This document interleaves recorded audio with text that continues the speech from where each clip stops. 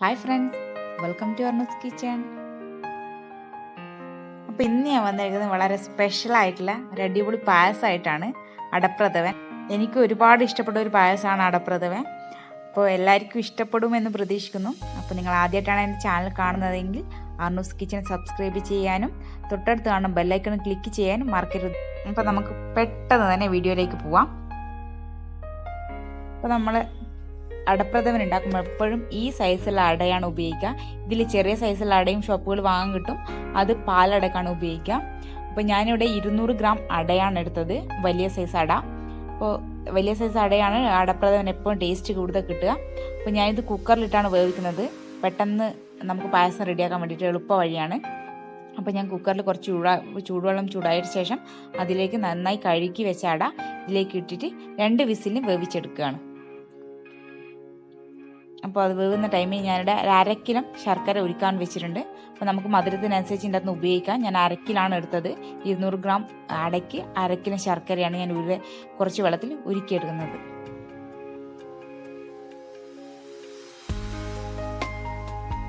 അപ്പോൾ നമ്മുടെ അട നന്നായിട്ട് വെന്തിട്ടുണ്ട്. ഇനി നമുക്കിതൊന്ന് തണുത്ത വെള്ളത്തിലൊന്ന് കഴുകിയെടുക്കണം, ഇതിൻ്റെ ഒരു പശ ഒന്ന് മാറിക്കിട്ടാൻ വേണ്ടിയിട്ട്. അപ്പോൾ ഞാനിത് ഒരു അരിപ്പയിലിട്ട് അരിച്ചെടുത്തിട്ട് ഒരു നോർമൽ തണുത്ത വെള്ളം കൊണ്ടൊന്ന് കഴുകിയെടുക്കുന്നതാണ്. കാരണം ഇതിൻ്റെ ഒരു അരി ആയതുകൊണ്ട് തന്നെ കുറച്ചൊരു കഞ്ഞി പശ ഉണ്ടാവും, അതൊന്ന് മാറ്റിയെടുക്കാൻ വേണ്ടിയാണ് ഒന്ന് കഴുകിയെടുക്കുന്നത്.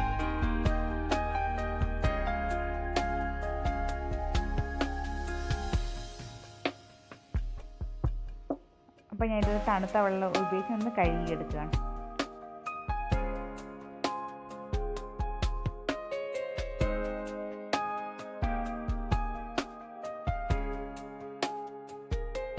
അപ്പോൾ ഞാനൊരു പാനിൽ നേരത്തെ ഉരുക്കി വെച്ച ശർക്കര അരിപ്പ കൊണ്ട് അരിച്ചെടുത്തിട്ട് ഒരു പാത്രത്തിലേക്ക് മാറ്റിയിട്ടുണ്ട്. കാരണം ഇതിനകത്ത് പൊടിയൊക്കെ ഉണ്ടാകുന്നു, അതുകൊണ്ട് നമ്മളൊന്ന് ശർക്കര ഒന്ന് അരിച്ചെടുത്തിട്ടാണ് നമ്മൾ ഉപയോഗിക്കുന്നത്. അപ്പോൾ ഞാൻ ഗ്യാസ് കത്തിച്ച് വെച്ചിട്ടുണ്ട്. ഇനി ഇതിലേക്ക് ഞാൻ കഴുകി വെച്ച അട ഇതിലേക്ക് ഇട്ട് കൊടുക്കുകയാണ്. ഈ അടയിലൊന്ന് ശർക്കര പിടിക്കുന്നവരെ നമുക്കിതൊന്ന് ഇളക്കിയിട്ടൊന്ന് കുറുക്കിയെടുക്കാം.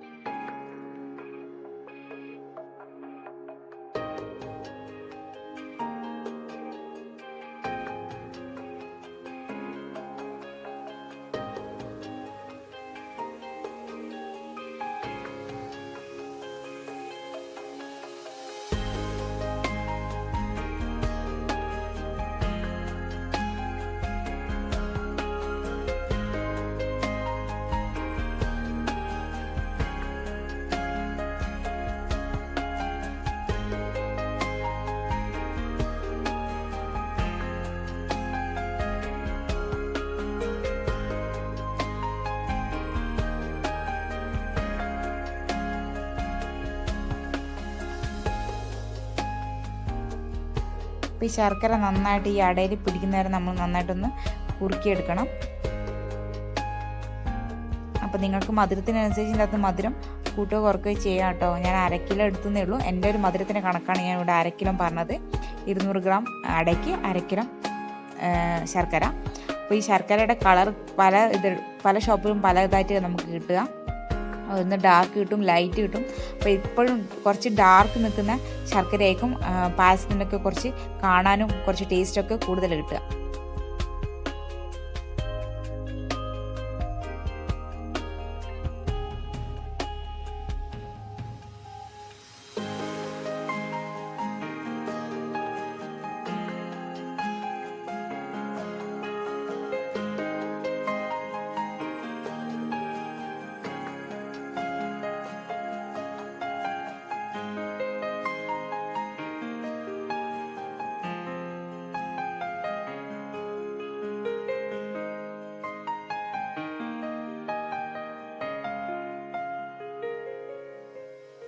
അപ്പോൾ ശർക്കര നന്നായിട്ട് അടയിലൊക്കെ പിടിച്ച് നന്നായിട്ട് കുറുകി വന്നിട്ടുണ്ട്.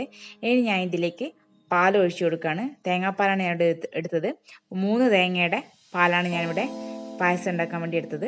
അപ്പോൾ ഇതിൽ 3-ാം പാലാണ് ഞാൻ ഫസ്റ്റ് ഒഴിച്ചു കൊടുക്കുന്നത്.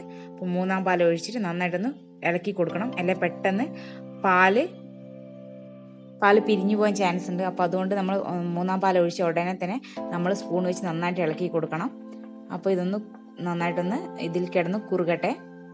അപ്പോൾ ഞാൻ 3 തേങ്ങയുടെ പാലാണ് ഈ പായസത്തിനായിട്ട് ഉപയോഗിച്ചത്. അപ്പോൾ 400 ഗ്രാം അടയും 1/2 കിലോ ശർക്കരയും 3 തേങ്ങയും, ഇതാണ് ഞാൻ പായസം ഉണ്ടാക്കാൻ വേണ്ടി എടുത്തത്, അടപ്രഥമൻ ഉണ്ടാക്കാൻ വേണ്ടിയിട്ട്. ഇനി നമുക്ക് കുറുകുന്നേരം ഒന്ന് വെയിറ്റ് ചെയ്യാം.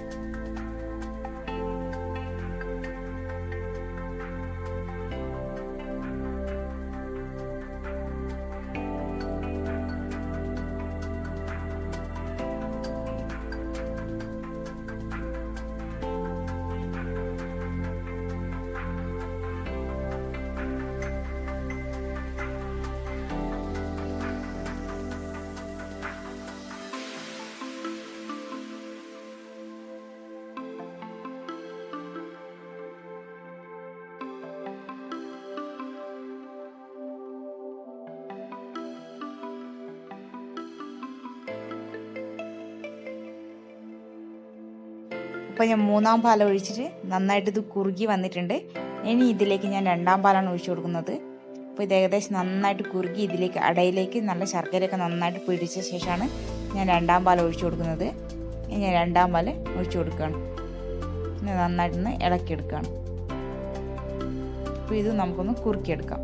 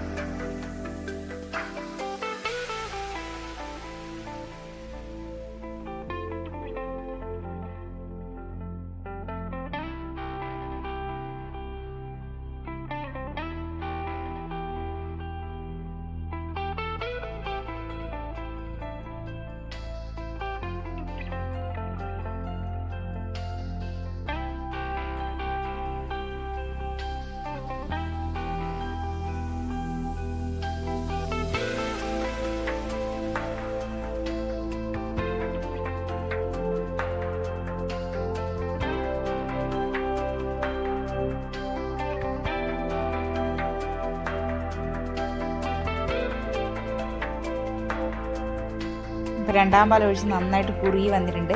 ഇനി നമുക്കിതിലേക്ക് കുറച്ച് ഉപ്പിട്ട് കൊടുക്കാം.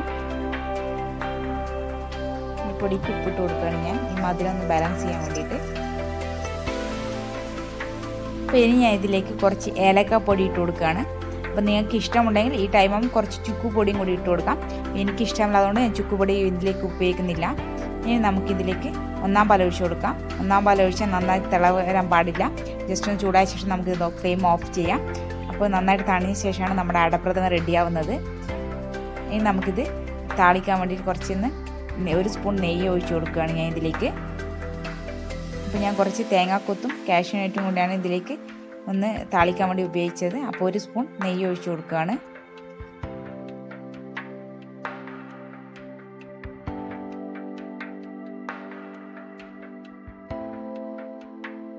ചെറുതായി അരിഞ്ഞ് കുറച്ച് തേങ്ങ കൊത്തുന്നുണ്ട്, അതൊന്ന് മൂപ്പിച്ചെടുക്കുകയാണ്.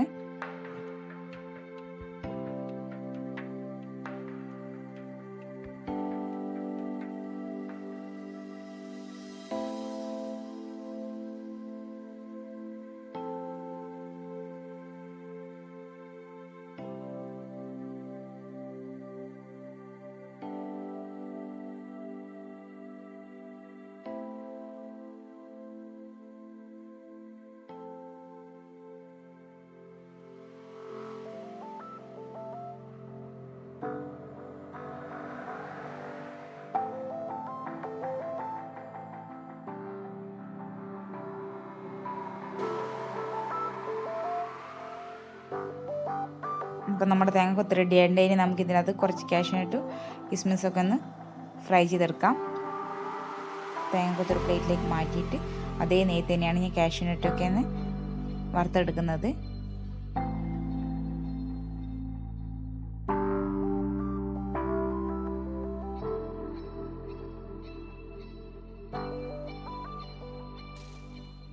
അപ്പോൾ ഞാൻ കുറച്ചുകൂടി നെയ്യ് ഒഴിച്ച് കൊടുക്കുകയാണ്. കാഷ്യൂൻ്റെ ഒന്ന് ജസ്റ്റ് ഒരു ഗോൾഡൻ കളർ ആവുന്നതിലൊന്ന് വറുത്തെടുക്കാം. എന്നിട്ട് ഇതിലേക്ക് ഞാൻ കിസ്മിസും കുറച്ച് ഇടുന്നുണ്ട്. അപ്പോൾ നമുക്കിതെല്ലാം ഒന്ന് പായസത്തിലിട്ട് കൊടുക്കാം. അപ്പോൾ ഈ ഓണത്തിന് എല്ലാവരും അടപ്രഥമൻ പരീക്ഷിക്കുമെന്ന് പ്രതീക്ഷിക്കുന്നു. അപ്പോൾ എല്ലാവർക്കും എൻ്റെ വീഡിയോ ഇഷ്ടപ്പെട്ട് കഴിഞ്ഞാൽ ഷെയർ ചെയ്യുക, ലൈക്ക് ചെയ്യുക. Thank you for watching.